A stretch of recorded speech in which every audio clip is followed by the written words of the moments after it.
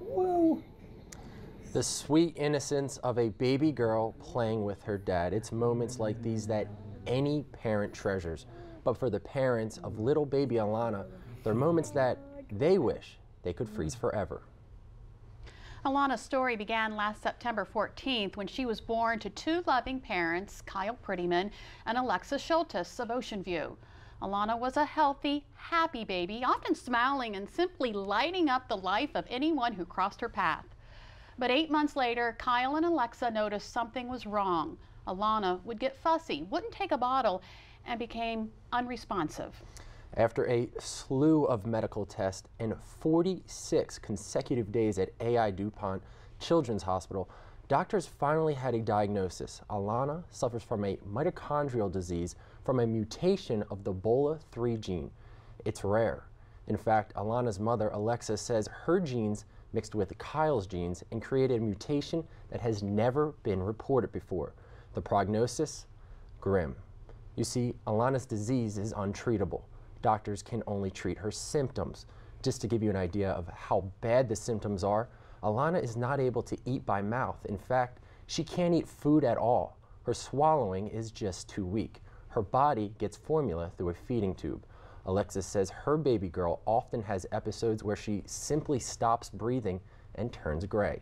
She even has seizures, sometimes for minutes at a time.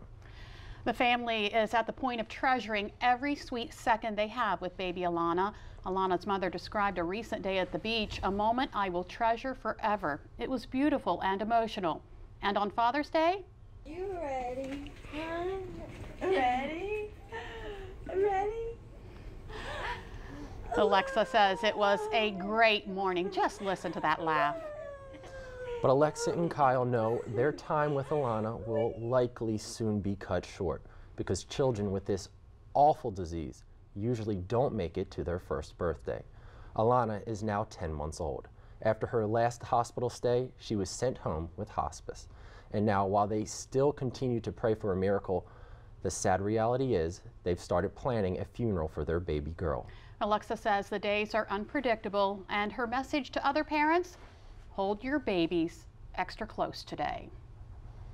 Now, since Alana's diagnosis, Alexa and Kyle have had to leave their jobs, and as you can imagine, their bills have been stacking up. That's where you, the community, can help tremendously. A fund has been set up to help this family afford to stay home and treasure every moment they can with Alana. Well, there are some bracelets and t-shirts available for purchase, and a benefit has been set up to help. We have all that information on our website, WBOC.com. Just click on our picture at the top of the page. Now, because of the tremendous community support, Kyle and Alexa want to give back. They've set up the Alana Rose Foundation. It will help alleviate the financial needs of other parents who are caring for a sick child. Kyle and Alexa say when the time is right, they will begin holding fundraisers to support the foundation. Yeah, well, it's stories like Alana's that simply leave you with no words. Nothing in the world can describe the pain of seeing your child suffer, their health decline, especially when such a rare disease is the culprit. Imagine hearing the words from your doctor, "There's nothing we can do." It's awful, and unfortunately, it's a feeling far too many parents experience, including the next couple we want you to meet. You see, another rare disease has also left them treasuring every second with their beloved boys. He was perfect. He was so handsome. He was a legitimately cute baby. It wasn't until Titus Bowman was a toddler that his parents, Becca and Danny, noticed there was something wrong with their seemingly perfect little boy. At about 3, he stopped gaining skills. And then he had a seizure at preschool. Within 2 weeks, he'd had 6 or 7 more, and we finally got into a neurologist, got diagnosed with epilepsy. The Bowmans thought that it was as bad as it was going to get, but they were wrong. I think the first, 2 weeks, I just cried all the time. And I wasn't sure how I was going to enjoy the moments because even the happy ones, you're just thinking, how much longer am I going to have this? 3! Titus was diagnosed with a rare and fatal neurodegenerative disorder called Batten disease.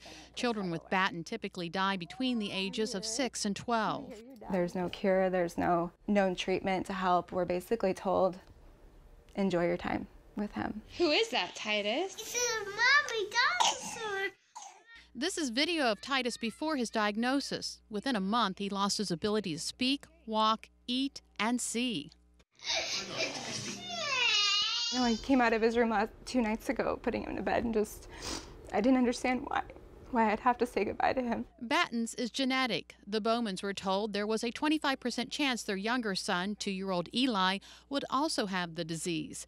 And 2 months after Titus was diagnosed, their worst fears were realized. I walked out the front door. I didn't know what to say to anybody, and I collapsed on the sidewalk and just started crying.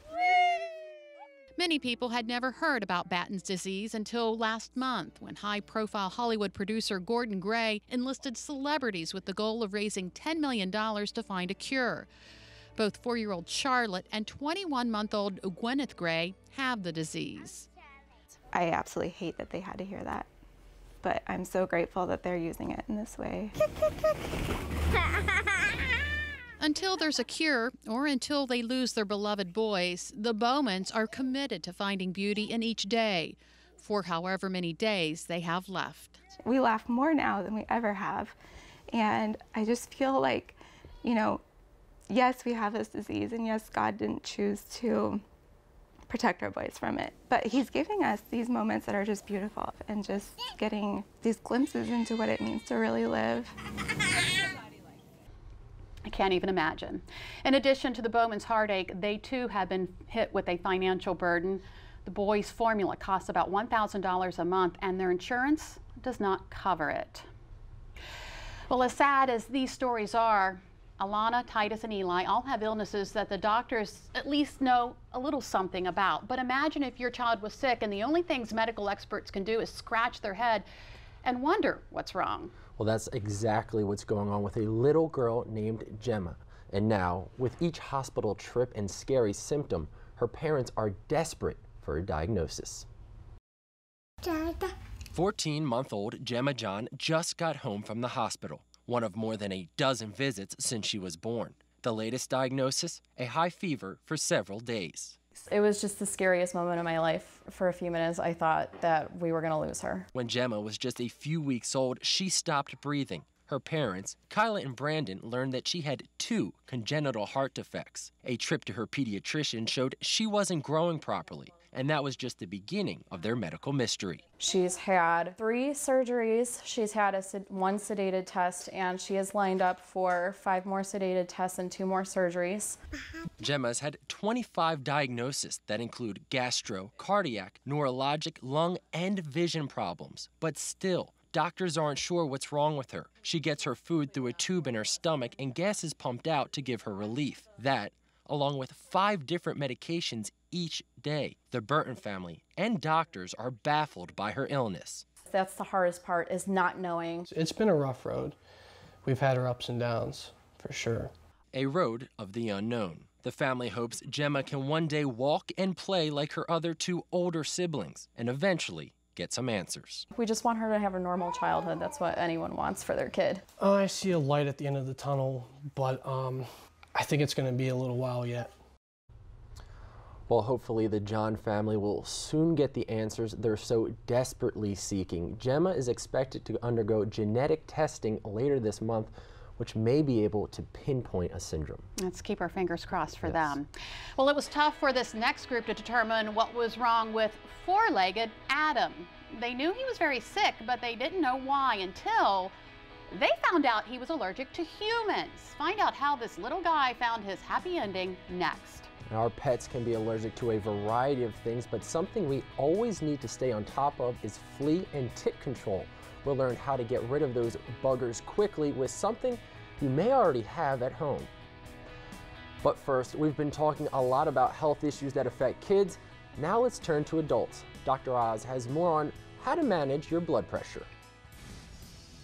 Hi, I'm Dr. Oz. 1 in 3 Americans has high blood pressure, but only half who do keep it under control. Healthy diet and exercise are 2 of the best ways to manage high blood pressure. Losing just 10 pounds can lower your numbers. And speaking of numbers, always know yours. You can take an at-home reading of your blood pressure once a month.